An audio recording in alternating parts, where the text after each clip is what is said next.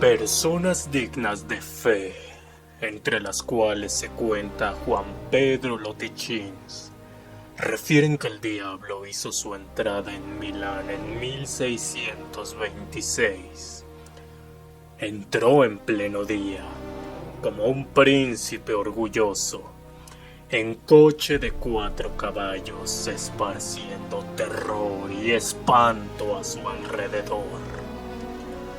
La narración detallada de este horrible acontecimiento se encuentra precisamente en la obra del mencionado Juan Pedro Lotichins, titulada Oratio super fatalibus hoc tempore academiarum periculis, etc. El eminente hombre de ciencia que en aquella época era profesor de medicina en la Universidad de Tintel, en Alemania, en la página 21 de su obra, con palabras de emoción y de terror escribe, entre otras cosas, lo siguiente. Es en la célebre ciudad de Milán donde el maligno ha fundado su residencia terrestre y establecido toda su corte. Allí, en pleno día, a la vista de todos, en coche tirado por 4 corceles del infierno, va a paseo por las calles de la ciudad como un triunfo. Se presenta públicamente con su numerosa y brillante escolta, cuyos componentes se pavonean con trajes de terciopelo verde adornado de oro. Ya no se preocupa siquiera de negar que él es el dictador y el Júpiter del infierno, sino que, como es el más poderoso de los príncipes, puesto que la escritura le llama príncipe del mundo, se hace llamar, pues, príncipe del mundo, y se hace adorar por todos. Por increíble que pueda parecer, el relato de Lotichins es rigurosamente exacto. Los que conocen la biografía del diablo sabrán que sale cada 300 años. Transcurrido este periodo de 300 años, prosigue el mismo Lotichins, los ángeles, por orden del Señor, libran al rey del Aqueronte de las cadenas y de los hierros bajo los cuales suspira. Entonces, el príncipe del infierno, que tiene 1000 hombres y 1000 astucias para hacer el mal, ya no permanece en el oscuro averno como árbitro negro, sino que llamando a los espíritus, sombras y serpientes del infierno, 1000 arpías y otras furias infernales, deja en su compañía su reino y aparece en la tierra. ¿Qué? ¿Para qué aparece en ella? Para establecer su autoridad quebrantada.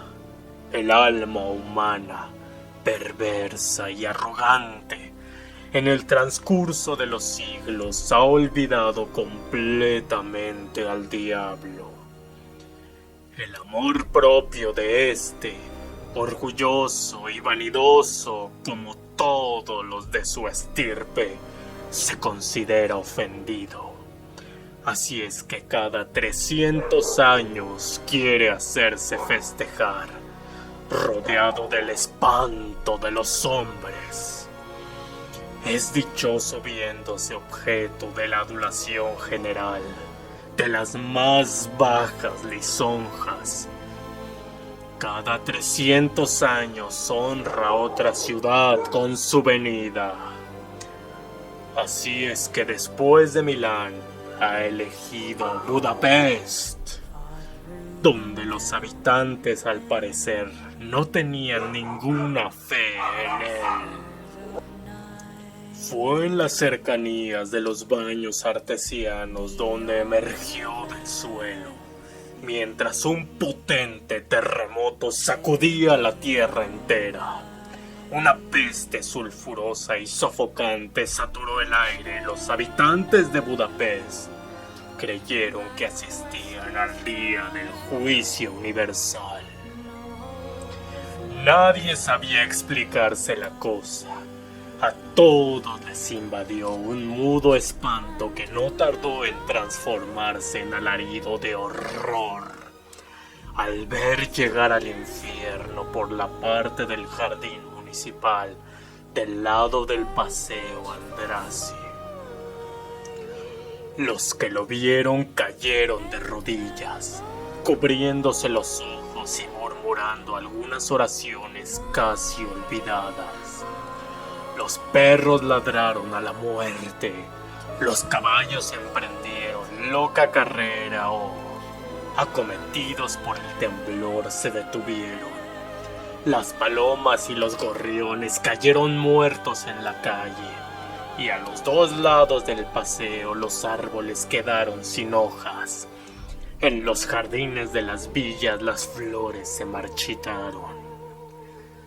Mientras tanto, el diablo seguía adelante en su coche arrastrado por 4 corceles infernales. Delante del carruaje, diablillos rojos, verdes y azules iban brincando, guardándose bien de andar algunos sobre los mismos pasos de los demás. En el coche, solo, estaba sentado el rey del infierno, el príncipe de la avaricia, guiando él mismo a sus caballos. Su rostro era impenetrable y sereno. Había esperado este momento 300 años. Ahora era el señor de la ciudad y de sus habitantes. Le bastaba con estornudar para barrer a la ciudad entera, para dispersar a los 4 vientos a aquellos hombrecillos. Recorrió así, con lentitud majestuosa, el Paseo Andrássy. Llegó a Buda por el Furdo y el puente suspendido, y subió el monte Geller, en la cumbre del cual, y para su escolta erigió, en menos de lo que se dice, un imponente palacio gris y cargado de amenaza, dominando desde su altura a la ciudad temblorosa. Y en verdad la ciudad temblaba. Los habitantes, fuera de sí, corrían a la aventura o, acometidos por el pánico, se refugiaban en sus casas y cerraban la puerta con doble vuelta de llave. Los cierres metálicos de los almacenes se bajaron, se cerraron los teatros, se suspendió toda la circulación. La ciudad entera estaba silenciosa y como muerta. Únicamente las campanas tocaban a rebato, desesperadas. En las iglesias los curas rezaban, los fieles se posternaban y se retorcían las manos sollozando. En cuanto al diablo, fue a agazaparse en la cúpula de su palacio vampiro. Tendió los brazos hacia la metrópoli, como si quisiera tragárselo todo. Prorrumpió una carcajada horrible y asquerosa que cubrió el sonido de las campanas. Rió sin tregua hasta la aurora. Aquella noche nadie durmió. Por la mañana el diablo cayó. Los ciudadanos abrieron los ojos, se palparon y se quedaron asombrados al encontrarse todavía vivos. Se sentían un poco más tranquilos. Incluso hubo optimistas propensos a considerar la aparición del demonio menos fatal de cuanto se había creído en los primeros momentos de terror. Los hombres de valor salieron a las calles. El diablo seguía encaramado en la cúpula de su palacio y con la cabeza apoyada en las manos parecía reflexionar acerca de lo que tenía que hacer en aquella ciudad criminal y frívola. ¡Oh, qué feo es!, exclamó alguien y huyó con repugnancia y horror.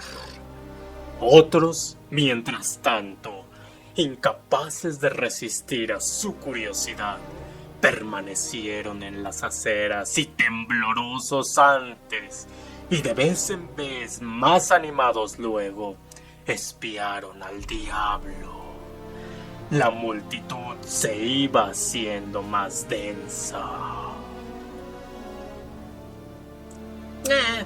¿Qué puede sucederme?, se dijo un mercader ambulante y se puso a ofrecer binoculares a los curiosos estacionados a lo largo del río.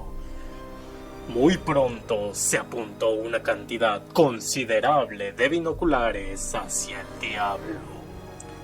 Se observaron sus movimientos y sus gestos. ¿Qué sucedería? ¿Qué decidiría hacer? Pero el diablo no se movía. Parecía que se devanara los sesos. No había manera de circular. La gente apiñada observaba al diablo.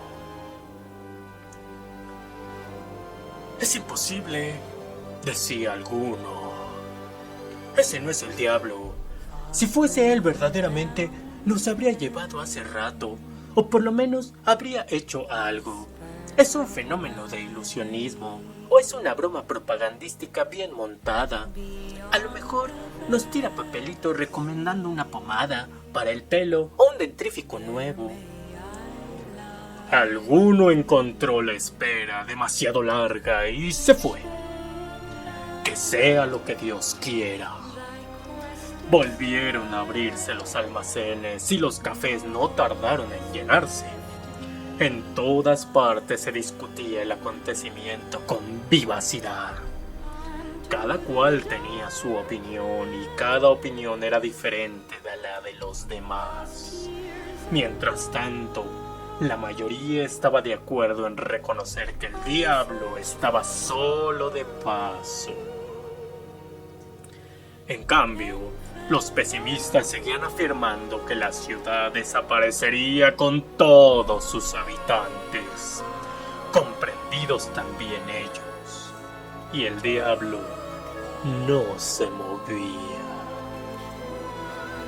Al llegar la noche, volvió a reírse otra vez a carcajadas.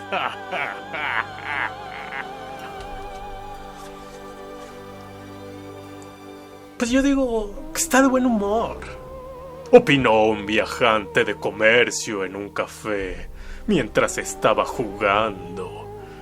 Sus compañeros, aunque con ostentación, no supieron abstenerse de reír. La carcajada diabólica resonó toda la noche, pero los que la escucharon era un número mucho menor que la noche anterior. La mayor parte de los habitantes durmió con sueño tranquilo.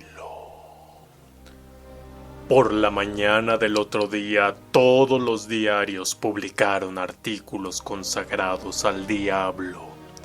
¿Qué había venido a buscar? ¿Qué quería? Es todo lo que la prensa le preguntaba, llena de respeto, pero no sin un sentido de dignidad. Lo invitaron a dar a conocer a la población de Budapest sus proyectos, sus designios con sincera franqueza, para que se supiera qué partido tomar. Seguían largas descripciones detalladas de su llegada y de su instalación. Pero los diarios no pararon allí. Desde por la mañana todo un ejército de reporteros asaltó el monte Gellert. Querían nada menos que obtener una entrevista con el diablo. En último caso, se contentarían con una conversación con su ministro y eventualmente hasta con su portero. En efecto, consiguieron interrogar a este último, Mosia. Este era su nombre. Les reveló por 10 coronas que su Alteza daría por la tarde un paseo en coche. Una hora después, los diarios se habían puesto al público al corriente del acontecimiento por medio de ediciones especiales. Y cuando el diablo descendió de la montaña en carruaje, una multitud enorme llenaba los dos lados del camino. Todos le saludaban con respeto, quitándose el sombrero, pero con un poco de familiaridad. Se oyó algún ¡Viva! discreto y cortés que el diablo acogió con satisfacción visible. Pues no es tan feo, se dijeron los hombres cuando hubo pasado. Tiene aspecto viril. Observaron las mujeres levantando a los niños para que también pudieran verle. El diablo estaba contento como un chiquillo. En verdad, él no quería hacer mal a nadie. Deseaba solamente que se reconociera su potencia terrible, que la gente creyera en él. Y pensando que ya había llegado la hora de explicar las razones de su aparición, hizo llamar al propio redactor de la sección de política extranjera del Pester Lloyd y le dictó esta declaración. Los hombres ya no creían en mí. Ya no era respetado. Ya no tenía ninguna autoridad. He venido a demostrar que existo. Veremos lo que se dice de mí dentro de una semana. Y prorrumpió otra vez en una de esas carcajadas que hacen temblar. ¿De qué se ríe todavía?, se preguntaron los ciudadanos con nerviosidad.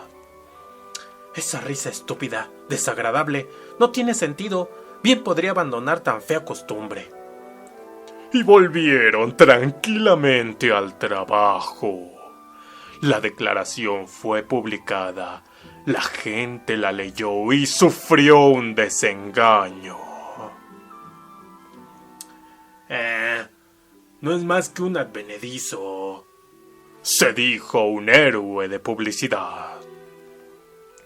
Al otro día, el diablo volvió a salir en coche. El seto de los espectadores era menos denso y su entusiasmo mucho menos caluroso. ¡Oh, qué molesto es, pobre viejo!, refunfuñaban los curiosos y apenas levantaban el sombrero. Decididamente ha envejecido, suspiraban las mujeres. Las señoras de la sociedad paseaban en coche a lo largo de la avenida Estefanía y al tropezar con él volvían la cabeza a otra parte. Ya no entiendo nada, reflexionaba el diablo enfadado. Hace poco han temblado y ahora ya ni siquiera me miran. Por última vez, sin embargo, el interés por él se encendió un poco cuando apareció en el teatro de operetas en un palco. La obra era más bien aburrida. La representación por debajo de mediana, Pero el diablo se divirtió mucho y no cesó de aplaudir. Ay, ¡qué estúpido es! Decían los espectadores asqueados. Al día siguiente, un periódico humorístico publicó una caricatura del diablo. Otro día, por último, se cantaron en un teatro estrofas dedicadas a él. Al llegar el quinto día, nadie pensaba ya en este personaje. Al cabo de una semana, el diablo acabó por darse cuenta de que había perdido toda su autoridad. En vez de ser temido o adorado, se burlaban de él. Esto lo encolerizó. De una patada derribó su palacio, que se vino abajo con estruendo formidable, cayendo al Danubio las piedras como en una lluvia. El cielo se oscureció, se abrió la tierra. La ciudad quedó envuelta en una niebla sofocante, sulfurosa. Al aire se llenó de serpientes vomitando llamas, de furias con lenguas de fuego, de diablillos chillones y estridentes que revoloteaban en un caos espantoso. Pues, seamos prácticos, se exclamó con indiferencia en los cafés. Ay, es que hay que admitir, la variedad no es su fuerte, ¿eh? Esta fue la opinión de los periodistas. Un señor, transportado por la cólera, gritó en plena calle: Pues no comprendo cómo la policía puede tolerar la manera de obrar de este energúmeno. Humillado y derrotado, el diablo partió de Budapest para el infierno. En el año 2226, al cabo de otros 300 años, cuando los ángeles quisieron librarle de sus hierros, él hizo un gesto resignado.